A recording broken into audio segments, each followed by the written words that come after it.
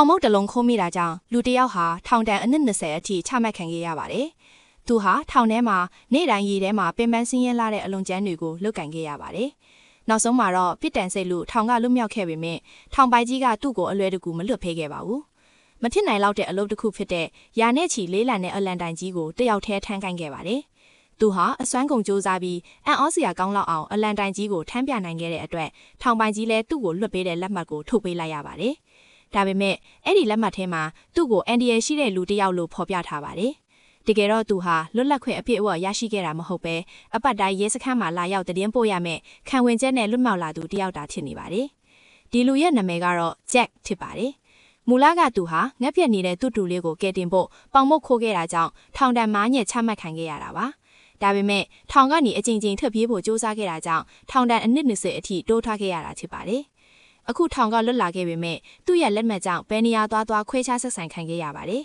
။အလုတ်သွားရှာတော့လေဘသူကမှအလုတ်မခန့်ကြသလိုလမ်းပေါ်သွားရင်လေကလေးတွေကလောင်ပြောင်ရိုက်မှုကြပါတယ်။ညဘက်မှာတေးခိုကန်တစ်ခုမှာခဏနားဖို့တောင်းပန်ပေမဲ့နေရာကိုညစ်ပတ်သွားမှဆိုရင်လည်းတေးခိုကန်ပိုင်ရှင်ကသူ့ကိုအပြင်ကိုမောင်းထုတ်ခဲ့ပါတယ်။ဘိုက်စာပြီးအေးစိတ်နေတဲ့သူဟာနောက်ဆုံးမှာတော့ဖျားเจ้าတကားဝမှာပဲအိပ်ပျော်သွားခဲ့ပါတယ်။သူအိပ်ပျော်နေတော့မှဖုံးတော်ကြီးကဘာကလာနိုးခဲ့ပါတယ်။အဲ့ဒီဖုံးတော်ကြီးဟာအလွန်သဘောကောင်းပြီးသူ့ကိုဖျားเจ้าတဲ့ခေါ်သွားကအစားအစာနဲ့အိပ်စရာနေရာကောင်းလေးပေးခဲ့ပါတယ်။ဒါပေမဲ့သူဟာလောကကြီးမှာအလွန်အများဆင်းရဲဒုက္ခခံစားခဲ့ရတာကြောင့်လောကမှာလူကောင်းတွေရှိသေးတယ်ဆိုတာကိုမယုံကြည်